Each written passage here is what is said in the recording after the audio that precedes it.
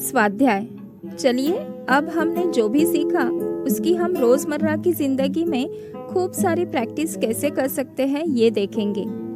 आने वाली एक्टिविटीज में अंग्रेजी में अखबार पढ़ना, चाहे वो प्रिंटेड हो या मोबाइल ऐप, टीवी पर आने वाली अंग्रेजी खबरें हो, डिक्शनरी हो या फिर अंग्रेजी में चुटकुले हो या हो पहेलियाँ, इन सारी बातों से आपका अंग्रेजी का नॉलेज बढ़ता रहेगा। तो देखिए किस प्रकार आप खुद भी अपनी अंग्रेजी को लेकर बहुत अच्छे से तरक्की कर सकते हैं।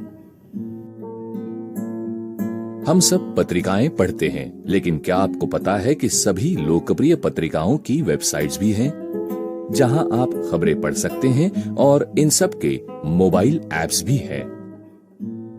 ऐसी ही एक लोकप्रिय पत्रिका दैनिक भास्कर का मोबाइल ऐप अब हम देखेंगे। इसे आप गूगल प्ले स्टोर से डाउनलोड कर सकते हैं। चलिए देखते हैं कि एक ऐप इस्तेमाल करके कोई भी पत्रिका कैसे पढ़ी जा सकती है।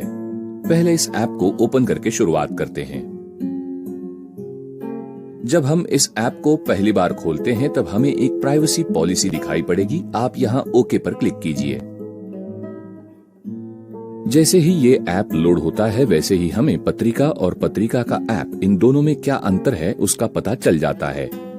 आप यहाँ खबरें बड़ी ही शीघ्रता से पा सकते हैं क्योंकि ऐप दिन में कई बार अपडेट हो सकता है। आप यहाँ फेसबुक लॉगिन स्किप कर सकते हैं या चाहे तो अपना फेसबुक अकाउंट इस्तेमाल करके लॉगिन कर सकते हैं। अगर आप यहाँ क्लिक करते हैं तो आपको ऐप के सारे डिटेल्स का पता चल जाएगा। इस ऐप में सेक्शंस हैं जिन्हें आप अपनी जरूरतों के अनुसार कस्टमाइज कर सकते हैं। हम अपनी पसंदीदा शहर यानी सिटी या अलग अलग सिटीज की लिस्ट भी चुन सकते हैं ताकि हम उन शहरों की खबरों के बारे में जान सकें। चलिए हम यहाँ पटना चुनते हैं और मुंबई चुनते हैं। अंग्रेजी दैनिक वाचन। भाषा पर महारत हासिल करने के लिए हमें निरंतर अभ्यास की आवश्यकता है। इसलिए रोज अंग्रेजी दैनिकों में आने वाले समाचारों के शीर्षकों को पढ़ने की आदत जरूरी है। इस अभ्यास के दौरान आपको जो शब्द समझ न आए उन्हें कहीं लिख लेंगे और फिर डिक्शनरी का उपयोग कर उनके अर्थ ढूंढेंगे। किसी भी अंग्रेजी दैनिक के वेबसाइट पर जाकर हम ये अभ्यास कर सकते हैं। अंग्रेजी समाचार सुनने का अभ्यास। भाषा पर महारत हासिल करने के लिए हमें निरंतर अभ्यास की आवश्यकता है। इसलिए हम रोज अंग्रेजी समाचार सुनने की आदत करने वाले हैं। इस अभ्यास के दौरान आपको जो शब्द समझ ना आए उन्हें कहीं लिख लेंगे और फिर डिक्शनरी का उपयोग कर उनके अर्थ ढूंढेंगे। आज ही कोई भी अंग्रेजी का समाचार पत्र सुने।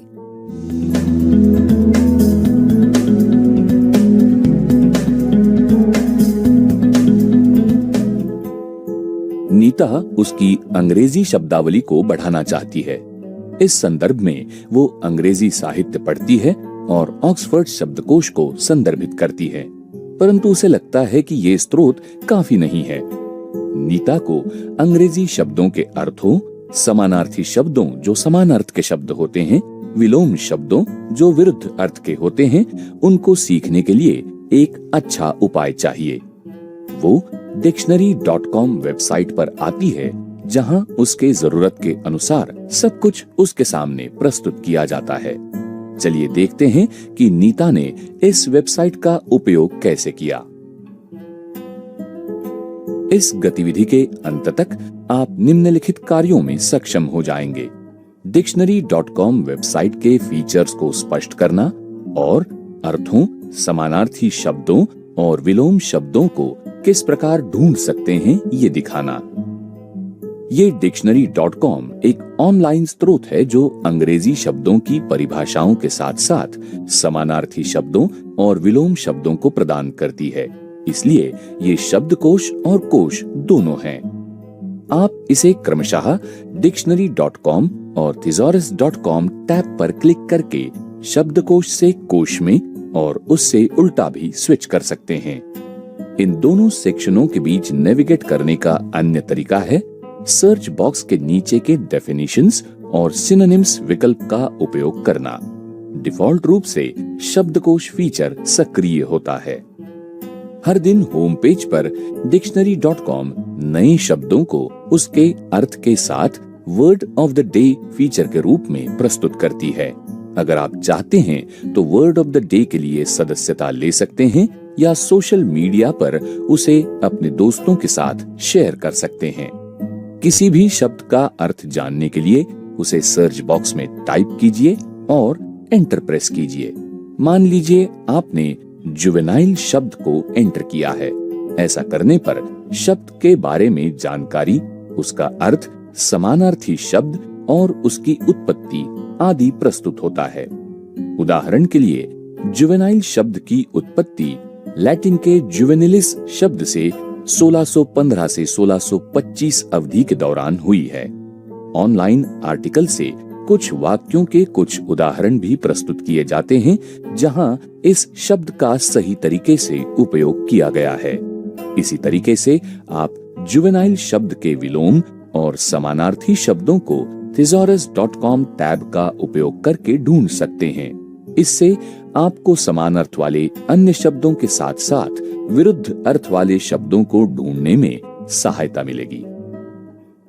तो आपने देखा कि ऑनलाइन शब्दकोश अपने बैग में भारी शब्दकोश को लेकर जाने की आवश्यकता को समाप्त करता है। आपको केवल इंटरनेट कनेक्शन की जरूरत है। dictionary.com की तरह वहां कई सारे ऑनलाइन स्रोत हैं जहां आप शब्दों के अर्थ, उनका उपयोग और समानार्थी शब्दों के बारे में सीख सकते हैं।